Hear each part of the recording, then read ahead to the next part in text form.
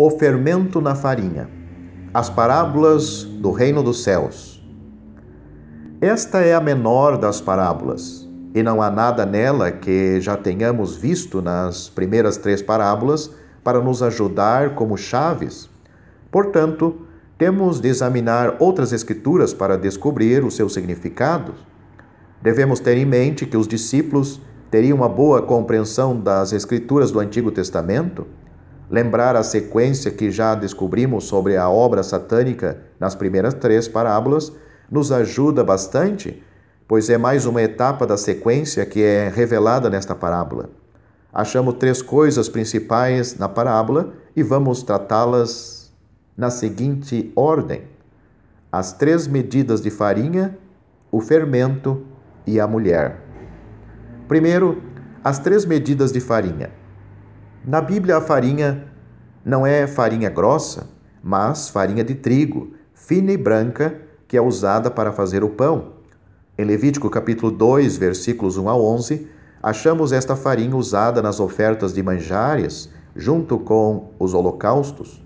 Todas aquelas ofertas falam de vários aspectos da pessoa e obra de Cristo, que satisfez a justiça de Deus. Diferente do holocausto, que era de animais com sangue, manjares era uma oferta de farinha misturada com azeite, uma oferta sem sangue.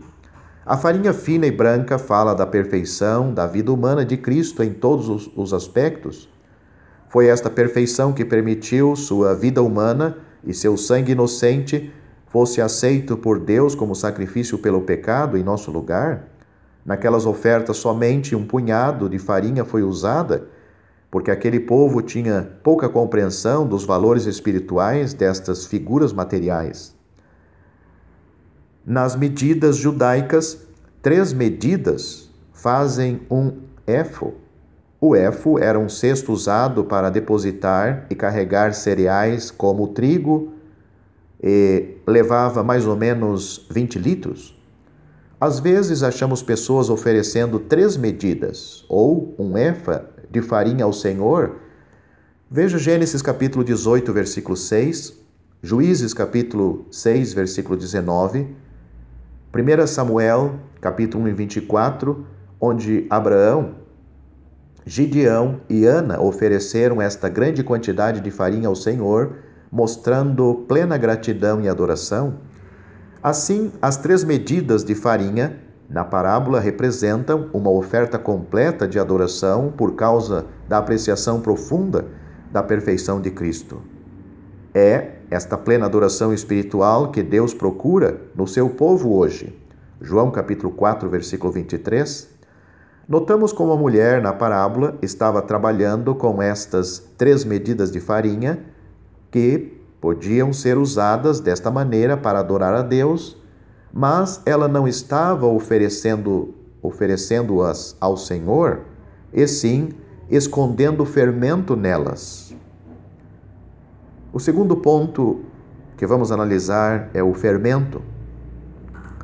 No processo de fazer o pão, o fermento colocado se espalha na farinha e faz com que a massa se torne mais leve, ou seja, maior em tamanho, mas sem aumentar seu peso. Assim o pão fica mais fofinho e mais atraente aos olhos. No Antigo Testamento, o fermento foi proibido nas ofertas e nas festas solenes. Veja, por exemplo, Levítico capítulo 2, versículo 11, Êxodo capítulo 12, versículo 15 e versículo 19. Também nos evangelhos o Senhor falou do fermento dos fariseus, que é a hipocrisia, e sua doutrina falsa, em Mateus capítulo 16, versículo 6. Também em 1 Coríntios capítulo 5, versículo 6, Paulo usa o fermento como figura da impureza moral, se espalhando na igreja quando não houve disciplina. Em Gálatas capítulo 5, versículos 7 a 9, ele usa a mesma figura para ilustrar o crescimento do mal. Se recebermos mesmo um pouco de outro evangelho que seja misturado com as obras da lei, estas coisas podem parecer atraentes aos olhos, mas contaminam a pureza da verdade de Deus. Sabemos que o fermento sempre fala de coisas que contaminam e nesta parábola representa algo que vem de Satanás. A interpretação comum de que o fermento aqui representa o Evangelho se espalhando no mundo inteiro, até que todos sejam salvos, está bem longe da interpretação correta. Notamos que a mulher escondeu o fermento na massa. Foi algo feito em segredo, sabendo que era contra a vontade de Deus. Terceiro ponto a ser analisado é a mulher. Aqui não achamos um homem trabalhando, mas uma mulher. Logo sabemos que aqui ela não representa Cristo. Uma mulher fazendo pão não iria causar suspeita, pois parece coisa boa e inocente. Assim, fala da astúcia de Satanás. Na Bíblia achamos muitas mulheres santas que Deus usou, mas também achamos que desde o começo Satanás tem usado mulheres, especialmente na idolatria. Veja, por exemplo, o exemplo disto em Isaías capítulo 3, versículos 16 a 24, Jeremias capítulo 7, versículo 18. Provavelmente a pessoa mais perversa e idólatra da Bíblia era Jezabel, esposa do rei Acabe. Ela era uma estrangeira, muito idólatra e grande inimiga do povo de Deus, que procurava matar os profetas do Senhor, como por exemplo Elias. Em 1 Reis capítulo 19, ela planejou a morte do fiel Nabote, porque ele recusou desobedecer a palavra de Deus ao não vender sua herança a Acabe, em 1 Reis capítulo 21. Mais tarde, quando Deus mandou seu servo Jeú matá-la, ela tentou seduzi-lo, se enfeitando e pintando os olhos em 2 Reis capítulo 9, versículos 30 a 34. Contudo, ele não foi seduzido e mandou que ela fosse jogada de cima para a rua. E então a atropelou com seu cavalo e a matou. Depois, quando voltou para sepultá-la, só achou as mãos e os pés dela, pois os cães já tinham comido o resto, como Deus tinha falado antes pela boca do profeta. Em Apocalipse capítulo 2, versículos 20 a 23, achamos uma mulher, também chamada Jezabel, na liderança da igreja em Tiatira. Provavelmente o nome próprio dela não era Jezabel, mas o Senhor a comparou com aquela mulher perversa, porque ela tinha o mesmo caráter e não somente ensinava publicamente na igreja, mas ensinava doutrina falsa e seduzia os irmãos para tolerarem sua prostituição.